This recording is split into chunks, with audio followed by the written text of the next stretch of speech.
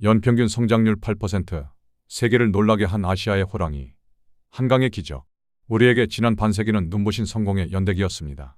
우리도 한번 잘 살아보세 라는 노래는 현실이 되었고 대한민국은 세계에서 가장 역동적인 성장 엔진이었습니다. 하지만 2025년 오늘 그 엔진은 차갑게 식어버렸습니다. 이제 대한민국의 잠재 성장률은 1%대를 걱정하고 청년들은 M4 세대를 넘어 달관 세대가 되었으며 일본의 잃어버린 20년은 더 이상 남의 이야기가 아닌 우리의 현실이 되었습니다. 어떻게 세계에서 가장 빠르게 성장하던 나라는 가장 빠르게 늙어가는 나라가 되었을까요? 이것은 단순히 경기가 나쁘다는 이야기가 아닙니다. 이것은 한때 우리를 성공으로 이끌었던 위대한 성공 공식의 유효기간이 끝났다는 훨씬 더 근본적이고 불편한 진실에 대한 기록입니다. 대한민국의 성공 공식은 명확하고 강력했습니다. 바로 추격 성장 모델입니다. 선진국이라는 명확한 목표를 설정하고 국가의 모든 역량을 동원해 그들을 따라잡는 전략이었죠. 첫째, 정부라는 이름의 CEO. 정부가 금융을 장악하고 국가의 미래를 책임질 산업 철강, 조선, 반도체을 직접 선택해 자원을 집중했습니다. 둘째, 재벌이라는 국가대표. 선택된 대기업, 즉 재벌에게 막대한 특혜를 주어 세계 시장에서 싸워 이길 수 있는 국가대표 선수로 육성했습니다.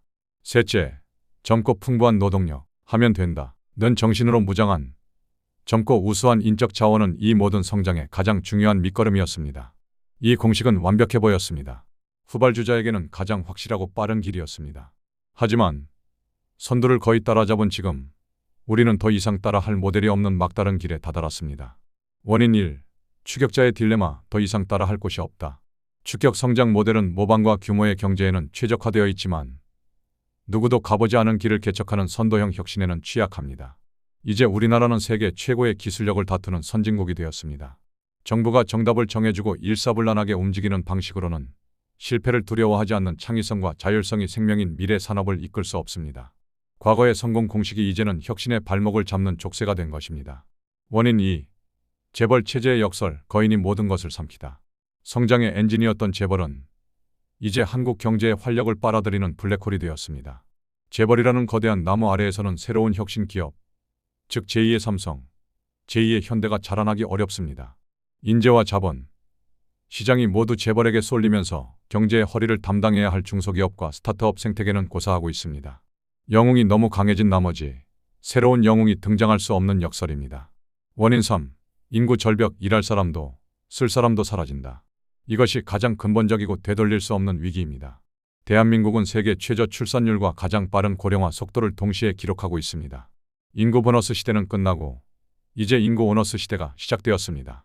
일할 사람은 줄어들고 부양해야 할 노년층은 급증합니다. 내수 시장은 쪼그라들고 연금과 복지 비용은 기하급수적으로 늘어납니다. 성장의 가장 기본적인 동력인 사람이 사라지고 있는 것입니다. 저성장, 고령화, 막대한 부채, 자산 거품 붕괴. 많은 경제학자들이 현재 대한민국의 모습이 일본의 잃어버린 20년을 그대로 따라가고 있다고 경고합니다. 바로 일본어 자파니피케이션입니다. 하지만 더 무서운 것은 대한민국의 추락 속도가 과거 일본보다 훨씬 더 빠르다는 점입니다. 일본은 우리보다 훨씬 부유한 상태에서 서서히 고령화를 맞았지만 우리는 선진국 문턱에서 너무 빨리 늙어가고 있습니다. 일본이 겪었던 장기 불황의 고통이 우리에게는 훨씬 더 혹독한 형태로 닥쳐올 수 있다는 경고입니다. 우리는 지금 일본이라는 거울을 통해 우리의 미래를 보고 있는지도 모릅니다. 대한민국의 저성장 고착화는 우리에게 세 가지 명백한 사실을 알려줍니다. 첫째, 모든 성공 공식에는 유효기간이 있다. 우리를 부유하게 만들었던 과거의 방식이 우리의 미래까지 보장해주지는 않습니다. 과거의 영광에 취해 변화를 거부하는 순간 도태는 시작됩니다. 둘째, 인구가 곧 국력이다. 아무리 뛰어난 기술과 기업이 있어도 사람이 사라지는 나라에는 미래가 없습니다. 인구 문제는 더 이상 사회 문제가 아닌 경제의 흥망을 결정하는 가장 결정적인 변수입니다. 셋째, 불평등은 성장의 적이다. 부가 소수에게만 집중되고 대다수가 가난해지는 K자형 양극화는 사회를 불안하게 만들 뿐만 아니라 내수 시장을 파괴하여 성장의 발목을 잡는 가장 큰 암초입니다. 한강의 기적은 속도와 성장의 서사였습니다. 하지만 이제 대한민국 경제는 새로운 챕터를 써야 합니다.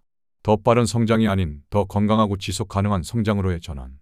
과거의 성공 공식을 과감히 버리고 우리 사회의 구조적인 문제들을 해결하는 고통스러운 길을 갈 용기가 있는가? 그 질문에 대한 답에 대한민국의 다음 50년이 달려 있습니다. 대한민국의 성장 엔진을 다시 뛰게 할 방법은 무엇일까요? 댓글로 여러분의 지혜와 통찰을 나눠주십시오. 우리 경제의 미래를 위한 깊이 있는 논의에 동참하고 싶으시다면 채널 구독과 알림 설정으로 함께해 주시기 바랍니다.